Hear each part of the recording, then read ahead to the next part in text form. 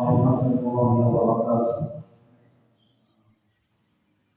Alhamdulillahi waliyyi wassalatu ala nabiyyi. Alhamdulillahi nahmaduhu wa nasta'inuhu wa nastaghfiruhu wa nu'minu bihi wa natawakkalu alayhi wa na'udzu billahi min shururi anfusina wa min sayyiati a'malina. Man yahdihillahu fala mudilla lahu wa man yudlil fala hadiya lahu. Wa ashhadu an la ilaha illallah wahdahu la syarika lahu.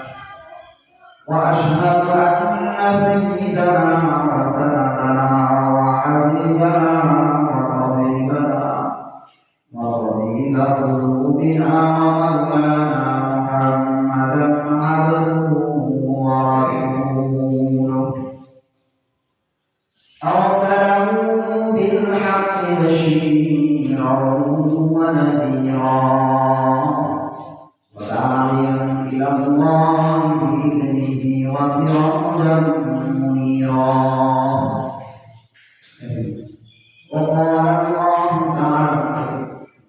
وقال الله تعالى في كلامه المجيد والفرقان الحميد: أعوذ بالله من الشيطان الرجيم.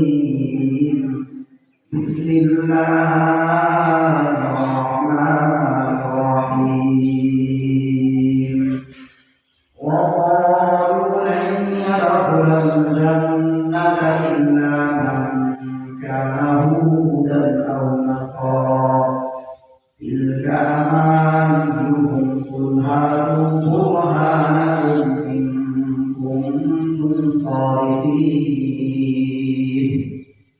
بلى من أسلم وجهه لله وهو محسن فله أجره عند ربه ولا خوف عليهم ولا هم يحزنون.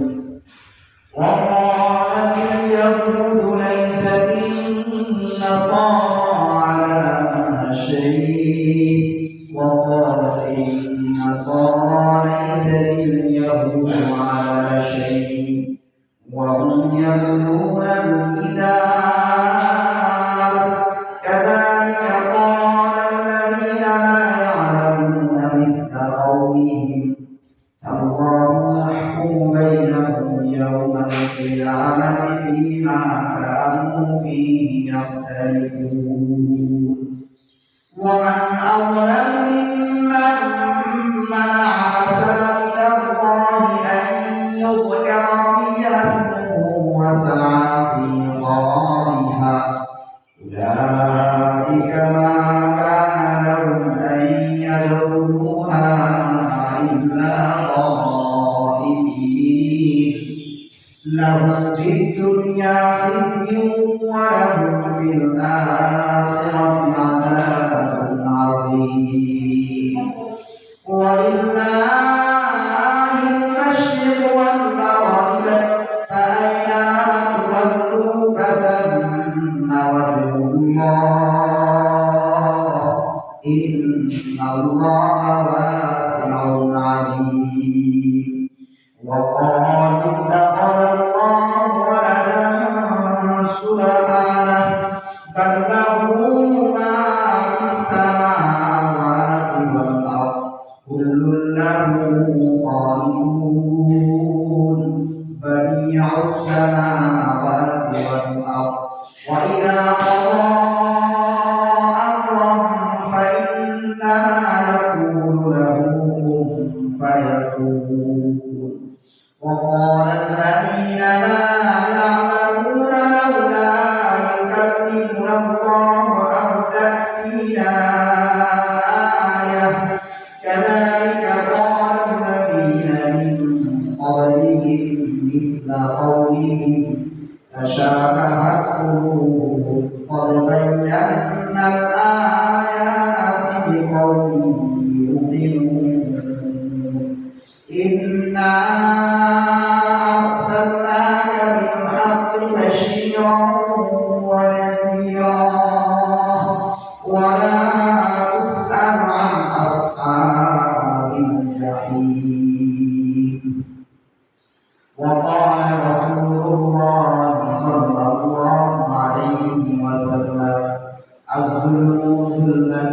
يوم القيامة أو كما قال عليه الصلاة والسلام. وقال تعالى في شأن حبيبه ومحبوبه ومعشوقه: يا أيها الذين آمنوا صلوا عليه وسلموا تسليما. اللهم صل على محمد وعلى آل محمد كما صليت على إبراهيم وعلى آل إبراهيم إنك حميد مجيد.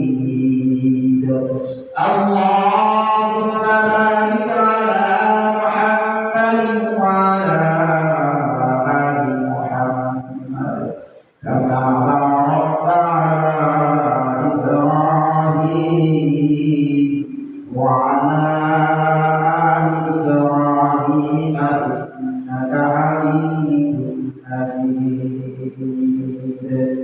الحمد لمن قدر خيرا وقبالا. الحمد لمن قدر خيرا وقبالا. والشكر لمن صلى حسنا وجمالا. والشكر لمن صلى حسنا وجمالا. بلغ المولى بكماله كشف الدجى بجماله. بلغ المولى بكماله كشف الدجى بجماله. حسنت جميع خصاله. صلوا عليه وآله. يهي أنصب مسامر عين. يهي أنصب مسامر عين. وهي عاقب رجالا. وهي عاقب روانا كيف روانا بجماله كشف الدجى بجماله.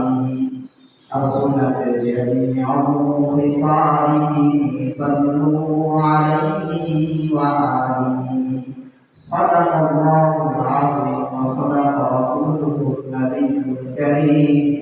ونحن على ذلك من الشاهدين والشاكرين. والحمد لله رب العالمين.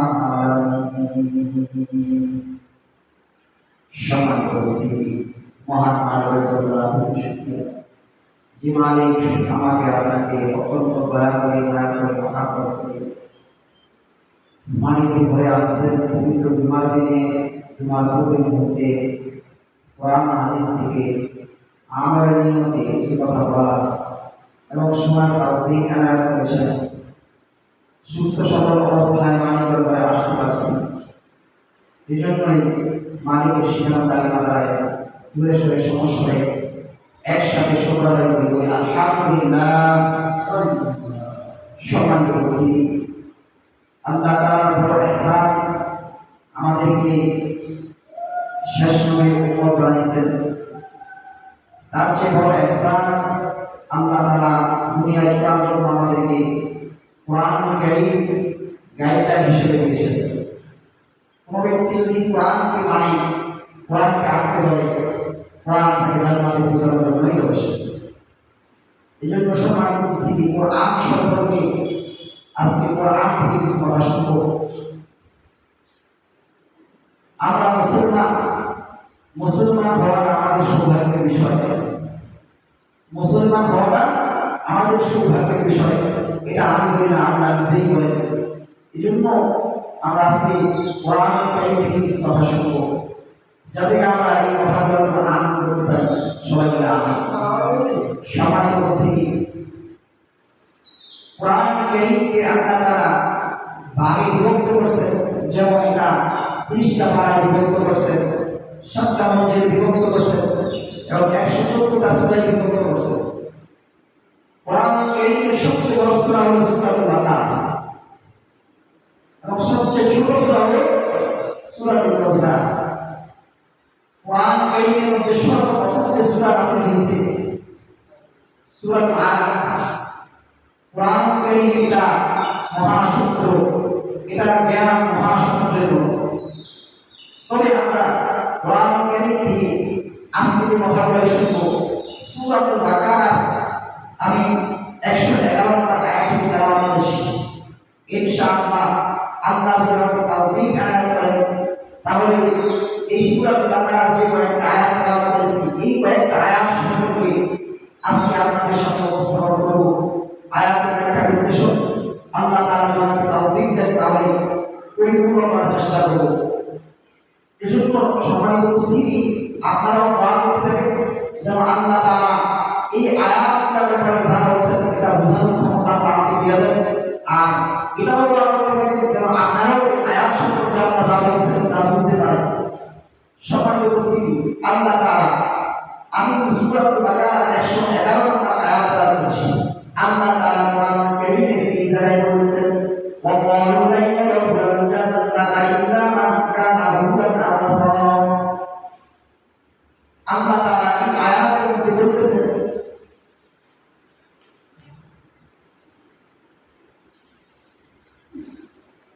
ইহুদি আর খ্রিস্টানরা, ইহুদি আর খ্রিস্টান এরা কি বলে, লা ইয়াদখুলুল জান্নাহ, আমরাই একমাত্র জান্নাতে যাব, আর কেউ জান্নাতে যাবে না। ইহুদিরা দাবি করে আমরা জান্নাতে যাব, আর কেউ যাবে না। খ্রিস্টানরা দাবি করে আমরাই জান্নাতে যাব, আর কেউ জান্নাতের মালিক হবে না। বুঝলেন নাই? এরা নিজেকে নিজে জান্নাত দাবি করে।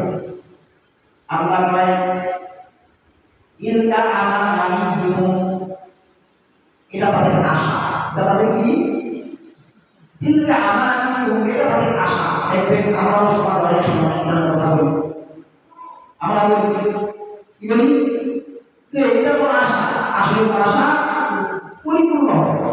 বুঝলেন? আল্লাহ বলছেন ইলকা আমানিহুম, ইহুদিরা দাবি করে আমরাই একমাত্র জান্নাতে, আর কোনো জাতি জান্নাতে যাবে না।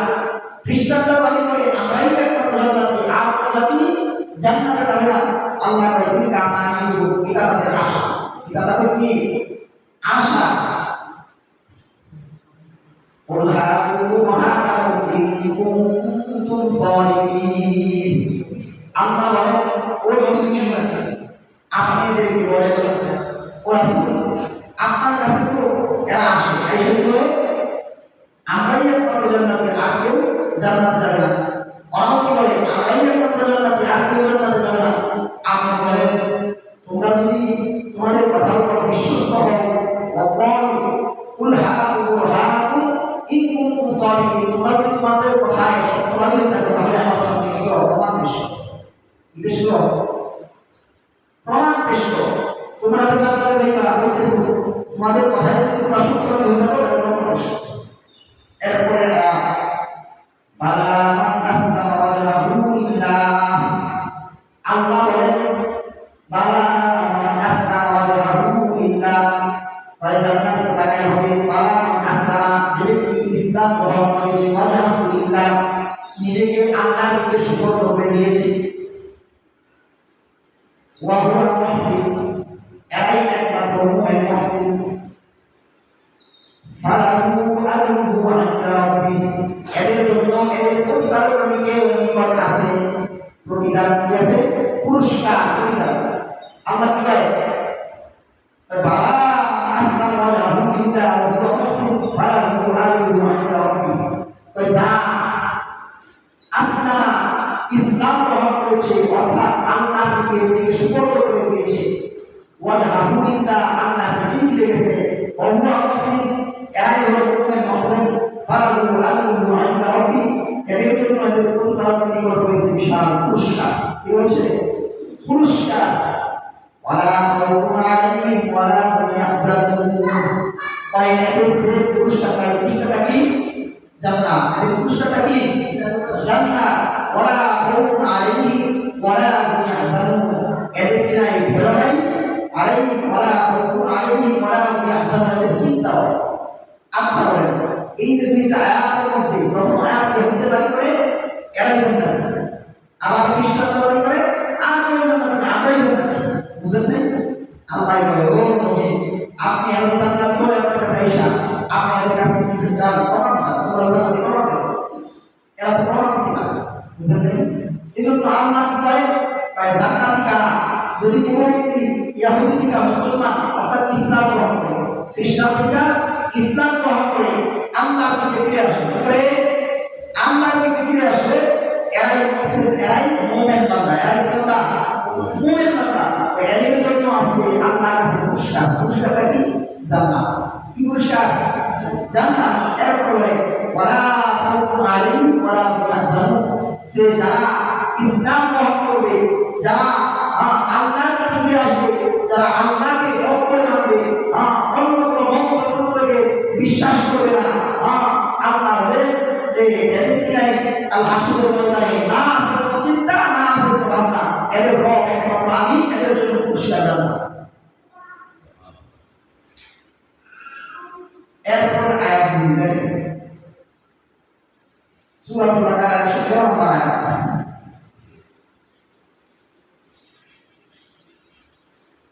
এই আয়াতটা বোঝার আগে কিছু কথা বলবো। আল্লাহ রাসূলের কাছে খ্রিস্টান একটা সম্প্রদায় ছিল নাসরান। এই নাসরানের এক ব্যক্তি আল্লাহ রাসূলের কাছে যখন সে আসছে, তো ইহুদিরা উপস্থিত হয়েছে। এইবার খ্রিস্টান ওই ব্যক্তি বলতেছে ইহুদিদেরকে, তোমাদের ধর্মের কোনো ভিত্তি নাই, তোমাদের ধর্মের কি নাই?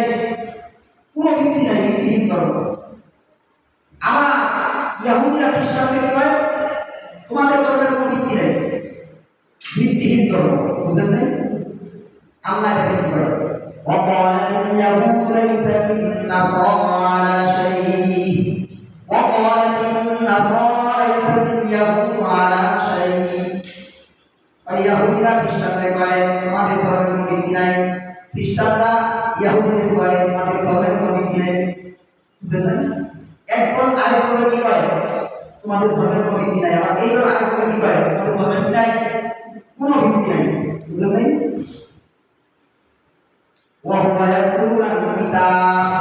অথচ এই দুই দল অর্থাৎ ইহুদিরাও আসমানি কিতাব পড়ে, খ্রিস্টানরাও আসমানি কিতাব পড়ে। ইহুদিরা পড়ে, আমরা যখন আসমানি কিতাব কোরআন তেলাওয়াত করি, কোরআন বুঝি, কোরআন জানি, ঠিক ইহুদিরাও পড়ে তাদের আসমানি কিতাব তাওরাত এরা পড়ে, এরা বুঝি। আবার খ্রিস্টানরাও তাদের আসমানি কিতাব ইনজিল এরাও পড়ে, এরাও জানে। আল্লাহ কি বলে? কোরআন কিতাব অথচ এরা আসমানি কিতাব পড়ে, বুঝে, তেলাওয়াত করে। বুঝেন নাই? কোন রকম কয় অল্প কথার কোনো ভিত্তি নাই, কোন কথার কোনো ভিত্তি নাই। ইহুদিদের যে কিতাব তাওরাত, এর মধ্যে আমাদের যে নবী আসবে এটার কিন্তু বিশ্লেষণ করা আছে। আবার খ্রিস্টানদের যে কিতাব, এই কিতাবের মধ্যে শেষ নবীর আগমন সম্পর্কে বিশ্লেষণ করা আছে। কিন্তু এরপরে কি হয়? তোমাদের ধর্মের কোনো ভিত্তি নাই, তোমাদের ধর্মের কোনো ভিত্তি নাই।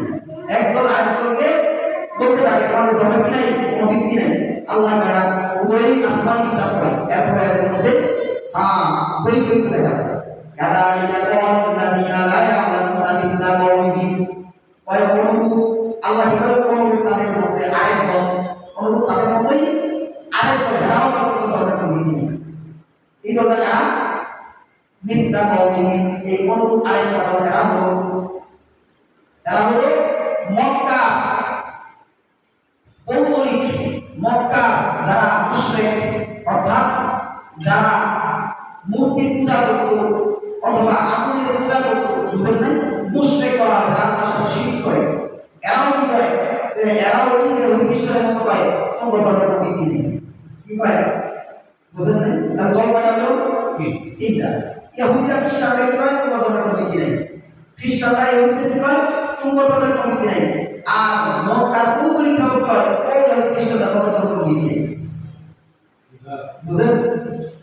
আল্লাহু ইয়াহকুমু বাইনাকুম ইয়াওমাল কিয়ামাতি ফীমা কানতুম ফীহি ইয়াখতালিফুন। আল্লাহ কয় কাল হাসরের কঠিন ময়দানে তোমরা যে বিষয় নিয়ে একজন আরেকজনের প্রতি বৈপরীত্য দেখাও এই বিষয় সম্পর্কে আমি ফায়সালা করব। কি কয়? আল্লাহ ফায়সালা করে দিবেন। বুঝছেন? আল্লাহু ইয়াহকুমু বাইনাকুম ইয়াওমাল কিয়ামা ফীমা কানতুম ফীহি ইয়াখতালিফুন। আল্লাহ কয় তোমরা যে বকবক করতেছো যে এই বিষয় নিয়ে এই বিষয়টা হাসরের ময়দানে কিন্তু আমি ফায়সালা করব। আল্লাহর ফায়সালাটা কেমন হবে? আল্লাহ কিন্তু আগেই আগের আয়াত বলেছে কারণ কি বলছে? কারণ কি পয়সা ইহুদিরা মুসলমান হবে, ইসলাম গ্রহণ করবে, খ্রিস্টানরা ইসলাম গ্রহণ করবে, যারা মৌলিক মূর্তি পূজা করে আল্লাহর সাথে শিরক করে মুশরিক, ওই মুশরিক বান্দা যারা ইসলাম গ্রহণ করবে একমাত্র তারাই জান্নাতে আসা কেউ যাবে না। তার মানে আমরা যে ঈমান আছে এই ঈমানের দাম আছে না নাই? ঈমানের দাম আছে না নাই? আছে। কিন্তু শর্ত আছে বাজার, ঈমানের সাথে কি করতে হবে? ঈমানের সাথে দুনিয়া থেকে বিদায় নিতে হবে, ঈমানকে কবর পর্যন্ত পৌঁছাইতে হবে। যদি ঈমানকে কবর পর্যন্ত পৌঁছাইতে পারি তাহলে আশা করা যায় ওই জান্নাতের মালিক পাবে। আর যদি দুনিয়ায় দাবিদার ইমানদার দাবিদার মুসলমান কাজে করবে মুসলিম কি জিনিস প্রকাশ পায় না, বুঝলেন নাই? কাজে করবে আর মুসলিম কখন প্রকাশ পাবে? ওই আল্লাহ বলছে এরাও করতো, ইহুদি খ্রিস্টানরা কি করতো? কিতাব করতো, কিন্তু কিতাব মানতো না। কেন মানতো না? এরা মানলেই তো এদের ব্যর্থ হবে না, মানলেই দুনিয়া অনেক মানতো না। ঠিক মুসলমানদের হালত এমন, এরাও দাবি করে মুসলমান, কি করে মুসলমান, কিন্তু যদি সুখা ছেড়ে দেয় তাহলে তো আর কোনো হবে না, মুসকা ছেড়ে দেয় তাহলে কোনো মিলিয়ে না হবে না। বুঝলেন নাই? বুঝছে কথাটা? শুধু ইমানদার দাবি করলে এটা কি বিষয়টা এরকম না। ইমানদার দাবি করার পরে ইমানের টাকাটা পুরা করতে হবে, ইমানের টাকাটা পুরা করতে হবে। যদি পুরা করতে পারে তাহলে এরপরে আয়াত আল্লাহ কি বলে? এই আয়াতটা বোঝার আগে আপনি একটা বাদশা ছিল, নাম ছিল তাইকুস। ভালো করে নাম কি? তাইকুস। নাম কি? তাইকুস। এবার আয়াত শুনুন। ومن أظلم ممن منع مساجد الله أن يذكر فيها اسمه وسعى في خرابها أولئك ما كان لهم أن يدخلوها إلا خائفين لهم في الدنيا خزي ولهم في الآخرة عذاب عظيم. Allah kata, "Waman azlam mimman mana'a masajid Allah." ওই ব্যক্তির সে জালেম আর কে হইতে পারে? ওই ব্যক্তির সে জালেম আর কে হইতে পারে যে মানুষকে আল্লাহর ঘরে আসতে বাধা দেয়? বুঝলেন? আল্লাহর ঘরে কেউ আসতে চায় তাকে বাধা দেয়। আল্লাহর ঘরে কি করে আসে? আল্লাহর নাম স্মরণ করার জন্য, জিকির করার জন্য, কোরআনের তেলাওয়াত করার জন্য, নামাজ পড়ার জন্য। এই তো এই সমস্ত কাজ থেকে বাধা দেয় এর সে জালেম আর কে হইতে পারে? এর সে জালেম আর কে হইতে পারে? এখন আসে বাধা কারা দেয়? বাধা কারা দেয়? এখানে 3 শ্রেণীর লোক বাধা। কয় শ্রেণীর লোক? 3 শ্রেণী। ইহুদি, খ্রিস্টান আর মক্কার মুশরিক। ইহুদি, খ্রিস্টান আর মক্কার মুশরিক। বর্তমানে এদের মধ্যে এই 3 শ্রেণীর সাথে মুসলমানের একটা সম্পর্ক তৈরি হয়ে গেছে। কিছু মুসলমান আছে সমাজে, এরাও মসজিদ আসতে পারে না। বুঝলেন? তবে এখানে আমি সর্বপ্রথম বলছি একজন বাদশাহ নাম বলেছিলাম তাইকুস। এই বাদশাহী করতো, তার সংখ্যা ছিল 39 খ্রিস্টাব্দ থেকে 79 খ্রিস্টাব্দ। ওই বাদশাহ তাইকুস সে ছিল খ্রিস্টান ধর্মীয়। খ্রিস্টান এই বাদশাহ তাইকুসের সাথে দিলা বর্তমানে বাইতুল মুকাদ্দাস যেটা ফিলিস্তিনে ইহুদিরা দখল করে রাখছে, ওই বাইতুল মুকাদ্দাসে হামলা করে বসছে, বাইতুল মুকাদ্দাসে হামলা করে কোনো মানুষকে মসজিদে যাইতে দিবে না, আল্লাহর নাম স্মরণ করতে দিবে না, এবং ওই মসজিদকে বিনষ্ট করে ভিতরে বিভিন্ন মুসাফির দাঁড়িয়ে বের হচ্ছে, যাতে মানুষ আল্লাহর ভয়ে না আসতে পারে। বুঝছেন? ঠিক তখন খ্রিস্টানরা যেরকম মুসলমান জাতি কি করে মসজিদে আসতে পারবে, ঠিক তখন ইহুদিরাও বিভিন্ন সময়ে মসজিদে আসতে বাধা দেয়। যেমন দেখেন না বর্তমানে ফিলিস্তিনের উপরে ইহুদিদের ইসরায়েলের যে বড় বড় কথা চলছে, এটা তো স্পষ্ট। হাসপাতালে ওই যে বাইতুল মুকাদ্দাসে নামাজ পড়ে মুসলিমরা আক্রমণ চালায়, স্পষ্ট। আল্লাহর এই আয়াত স্পষ্ট হয়ে গেছে। এই সমস্ত বিষয় থেকে আমাদের কাছে আল্লাহর এই আয়াত স্পষ্ট। আল্লাহ কি বলে, ওমান আযলামু মিম্মান মানাআ মাসাজিদাল্লাহ, ওই ব্যক্তি যে জালেম আর কেউ হইতে পারে যে মানুষকে মসজিদে আসতে না পারে। আচ্ছা, আমি বলছি জুলুম কাকে বলে?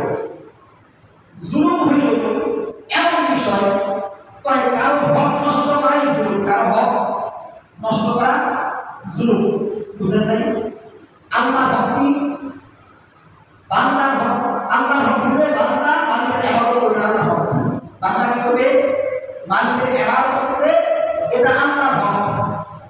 আর বান্দার ভক্তি আল্লাহ বান্দার জরুরত পুরা করবে, আল্লাহ বান্দার জরুরত পুরা করবে, এটা বান্দার হক। বুঝলেন নাই? এখন যদি কোনো ব্যক্তি আল্লাহর ভক্তি কোনো আদায় না করে, নামাজ না পড়ে, তাহলে আল্লাহ বান্দা দিয়েছে, সে কি করলো? জুলুম করলো। ঠিক তখন কোনো ব্যক্তি যদি মসজিদে আসতে বাধা দেয়, সেও কি জালেম।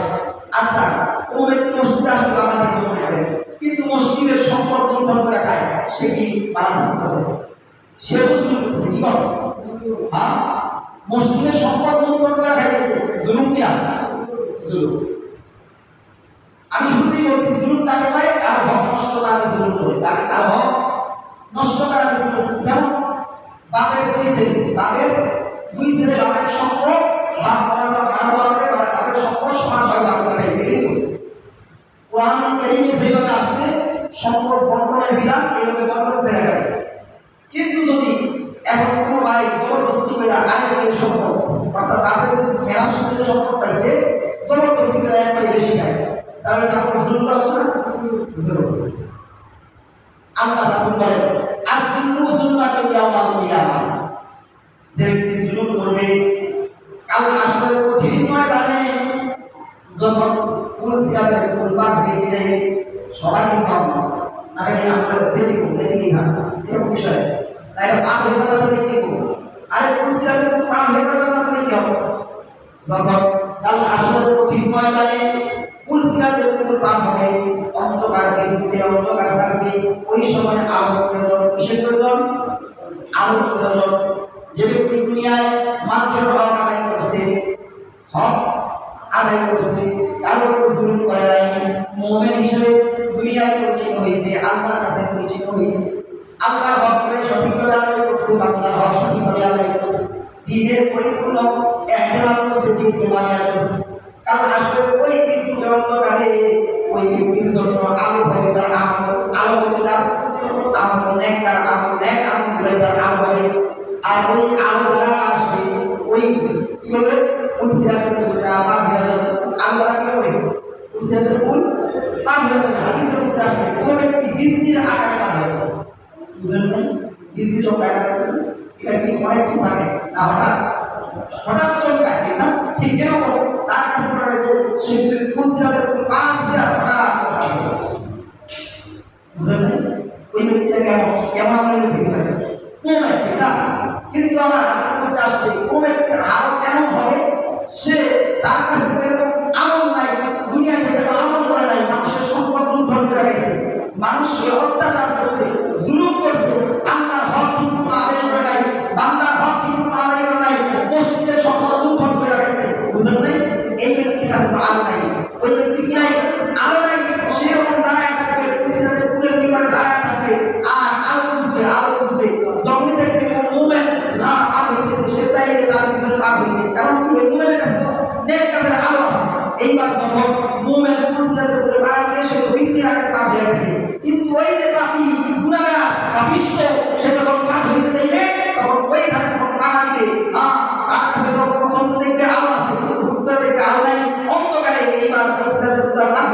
না, কাইটা কাইটা জাহান্নামে দিবে না।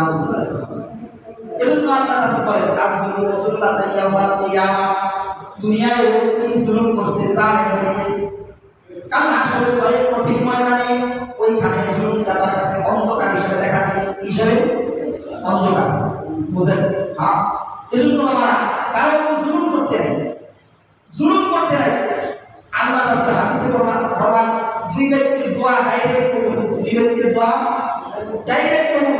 পিতামাতার জন্য সন্তানের দোয়া,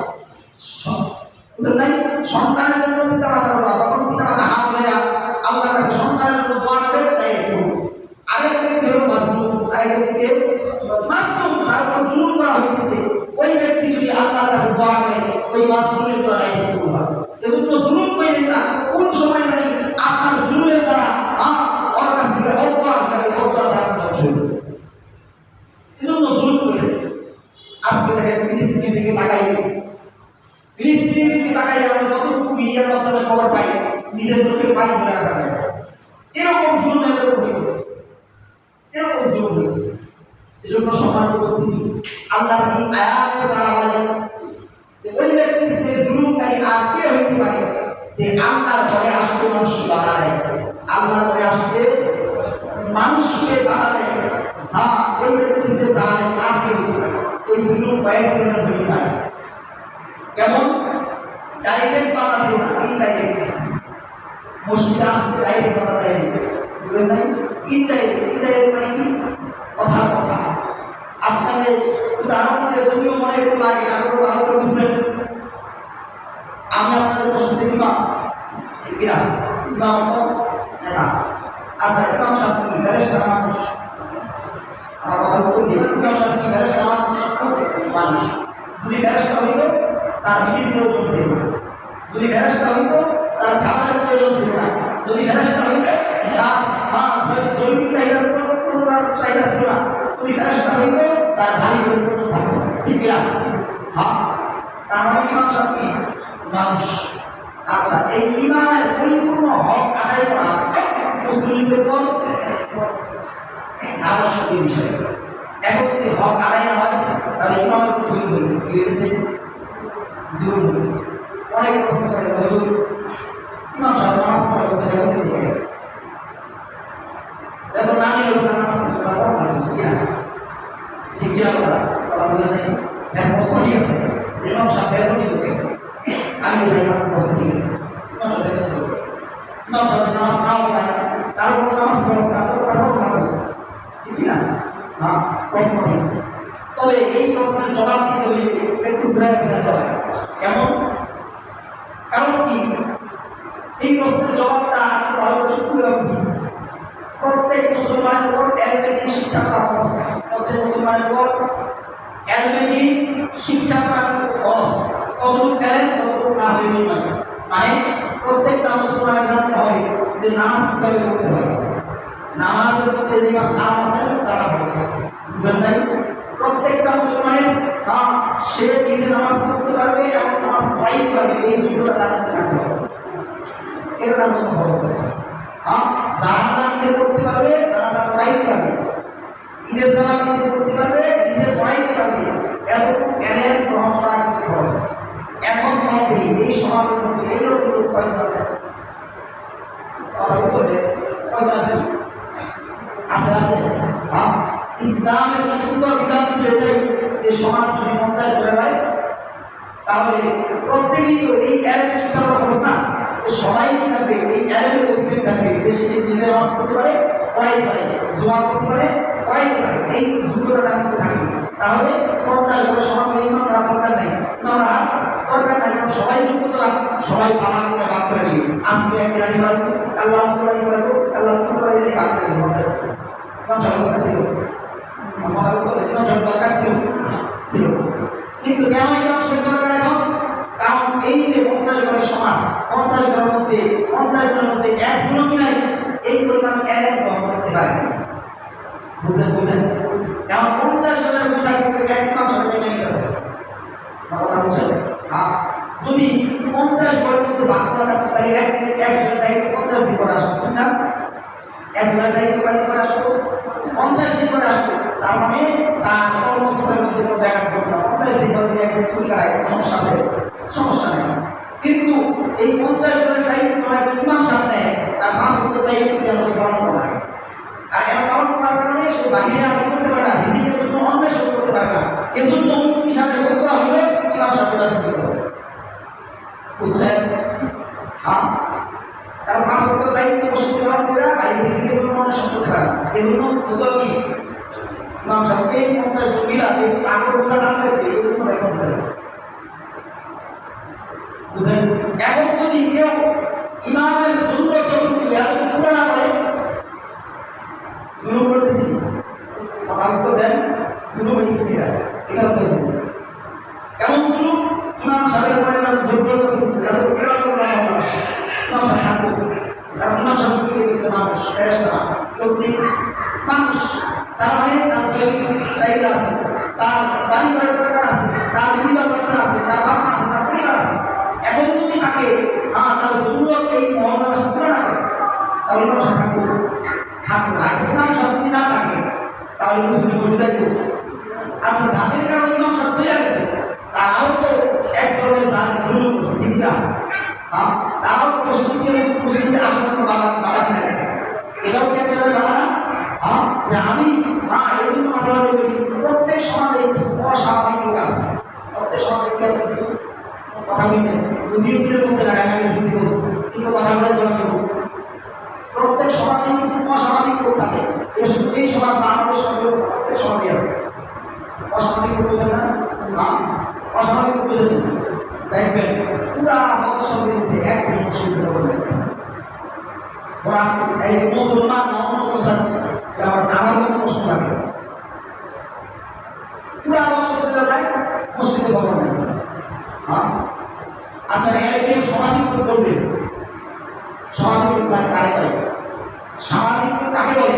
সামাজিক লোক হচ্ছে এক হলো আমার অপারতার কারণে সেটাই পারে, ঠিক আছে, কিন্তু মসজিদে যারা যায় এদের সাথে মিলামিশা চলবে, এদের মসজিদ আসবে না আর মিলের খবর নেই, মিলামিশার খবর নেই। অথচ সমাজের অন্যান্য সব জায়গা সেবা করতেছে, সমাজের রাস্তাঘাট ব্যবহার করতেছে, সমাজের অন্যান্য সব সাইড সে ভোগ করতেছে, কিন্তু মসজিদের খবর নেই। এরা আপনাকে সামাজিক করবে না অসামাজিক করবে? এজন্য সমাজ কথা বলে খেয়াল করে, এটা আমার কথা। আল্লাহ করে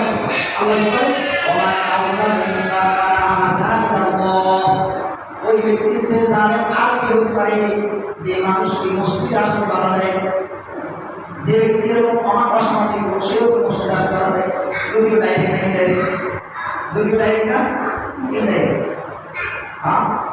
এরপরে দেখেন আল্লাহ কি বলে মসজিদে মানুষ যায় তারা আল্লাহর নাম নিতে যায়, আল্লাহর শরণার্থী মসজিদে যায়, আল্লাহকে স্মরণ করতে মসজিদে যায়, মসজিদে এসে নামাজের মাধ্যমে মালিকের স্মরণ করে, কোরআন তেলাওয়াতের মাধ্যমে মালিকের স্মরণ করে, জিকির আজকারের মাধ্যমে মানুষ মালিকের স্মরণ করে। এই স্মরণ করা থেকে তারা বাধা দেয়, এরাই সত্য যায়, এরাই সত্য যায়।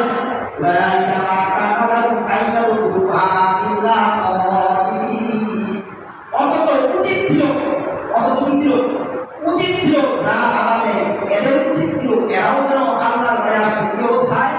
বিদস্ত্রত অবস্থায় আল্লাহর ঘরে প্রবেশ উচিত ছিল। অথচ এরা কি করে? উচিত জায়গাটা করে না, মোটা মানুষ বাবা কেমন আজকে করে বিদসন্তুষ্ট অবস্থায় ঢুকবে আল্লাহর ঘরে, কেন ভয় নিয়ে ঢুকবে? কারণ হইল যে আমাকে আল্লাহ যে হায়াত দিচ্ছে, এই যে 60-70 বছর হায়াত আমি পাইছি, এই হায়াতকে আল্লাহ তারা দিচ্ছে, হায়াত দিচ্ছে একমাত্র আল্লাহ ইবাদতের কারণে, আল্লাহর গোলামি করার কারণে আমার দ্বারা যে পরিপূর্ণ গোলামি হচ্ছে না, এই জন্য মালিকের ঘরে যখনই যাইব তখন যেন আমি মালিকের গোলাম হয়ে আমার কথা হয়ে যাবে। অবশ্য কিছু সময় দেখা যায় কোনো মহল্লা এমন আছে মসজিদে মাতানো তো যাবে না, বরঞ্চ সেনার মতো, বুঝেন নাই? মসজিদের সভাপতি আমি সেক্রেটারি পাওয়ার কি একমাত্র মসজিদের নেতাকে, কথা বলে নেতাকে ইমাম ছাড়া একটা নেতাকে করার কোনো কাজ হতে পারে।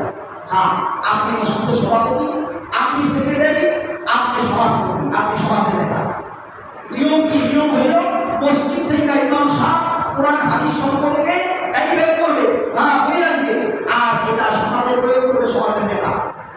সমাজের লোকগুলোকে সমাজের নেতা মসজিদের সভাপতি সাধারণত সমাজের নেতা দেয়, ঠিক কিনা? হ্যাঁ, সমাজের নেতা দেয়, এটা তো মসজিদ সভাপতি হয়, ঠিক কিনা? হ্যাঁ, তো নিয়ম কি? মসজিদ থেকে ইমাম সাহেব কোরআন হাদিস সম্পর্কে এই জ্ঞান, কোরআন হাদিস সম্পর্কে জ্ঞান আছে, ইমামের আছে, এজন্য সে এখান থেকে গাইড করবে, কইরা দিয়ে আর এটা সমাজের লোকগুলোকে মসজিদের সভাপতি, অথচ ওই গাড়িগুলোকে সভাপতি তার খবর নাই। মসজিদে আইসা যত সাহায্য দেয় আসলে এরকম আসলে মসজিদের ইমাম হলে মসজিদের নেতা, অথচ এখানে এসে ইমাম সাহেব দরকার ছিল, মনে হয় যে ইমাম সাহেব থাকবে। আল্লাহ মাফ করুন। এটা কিন্তু এক ধরনের জুলুম। এই জুলুমের কারণে আজকে সমাজ অবনতনে নিয়ে গেছে। এই ধরনের জুলুমের কারণে সমাজ অবনতনে নিয়ে গেছে। আজকে যদি এই ধরনের জুলুম না হতো, ইমাম সাহেব যেভাবে ডাইরেক্ট করতেছে কোরআন হাদিস থেকে, সমাজপতি, সমাজের যারা গণ্যমান্য ব্যক্তি, মসজিদের সভাপতি, এরা যদি সমাজে গিয়ে বলবো ইমাম সাহেব বলছে ফজর নামাজ ফরজ, সুতরাং কালকে সকাল ফজর আমি দেখতে চাই। ইমাম সাহেব বলছে সুদ খাওয়া যাবে না, সুতরাং এই সমাজের মধ্যে যারা আছে সবাই সুদ ছাড়তে হবে। ইমাম সাহেব বলছে ঘুষ খাওয়া যাবে না, সুতরাং এই সমাজে যারা আছে সবাই ঘুষ ছাড়তে হবে। যদি এরকম ভাবে মসজিদের সভাপতি বাইরে গিয়া স্লোগান দিত, মানুষের বুঝাই বলতো, তাহলে বলেন দেখি সমাজের মধ্যে কেউ সুদ খাওয়ার চিন্তা করতো? সমাজের মধ্যে কেউ ঘুষ খাওয়ার চিন্তা করতো, কেউ চুরি করার চিন্তা করতো, কেউ ফজর নামাজ আদা করার চিন্তা করতো?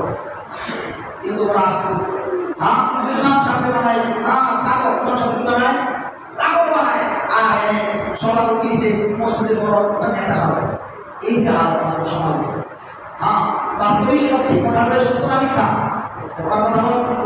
বাস্তবিক পক্ষে কথাটা সত্য না মিথ্যা? সত্য কথা, এবং এটা আমার কথা, এটা আমরা নিজেই প্রণয় করতেছি।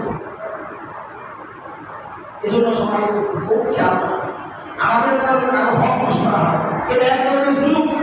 এটা জুলুম, বাস্তবিক পক্ষে জুলুম। চাই এটা ইমামের হক হোক, চাই এটা মুসলিমের হক হোক, চাই এটা সন্তানের হক হোক, পিতামাতার হক হোক, এটা এক ধরনের জুলুম। আপনি কারো যদি হক নষ্ট করেন তার উপর জুলুম করছেন, বাস্তব জুলুম। আল্লাহ তাআলা আমাদের সকলকে এই কয়েকটা কথার উপর হাত করবে আমিন, এবং সমস্ত প্রকার জুলুম অন্যায় সমস্ত প্রকার খারাপ থেকে আমাদেরকে বাঁচায় দেন, সুন্দর একটা সমাজ গড়ার তৌফিক দেন বলে আমিন। আলহামদুলিল্লাহ রাব্বিল আলামিন। সমাজের প্রতি একটা খুশি খবর শুনুন, আলহামদুলিল্লাহ। আগে বলি কেন আমাদের মসজিদে একটা দান বসতে করছে না, দেখছেন এটা আলহামদুলিল্লাহ আমিও কিন্তু পেয়েছি এবং কতগুলা বসে দিন আমি দান বসতে করছি, বৃষ্টি হয়েছে।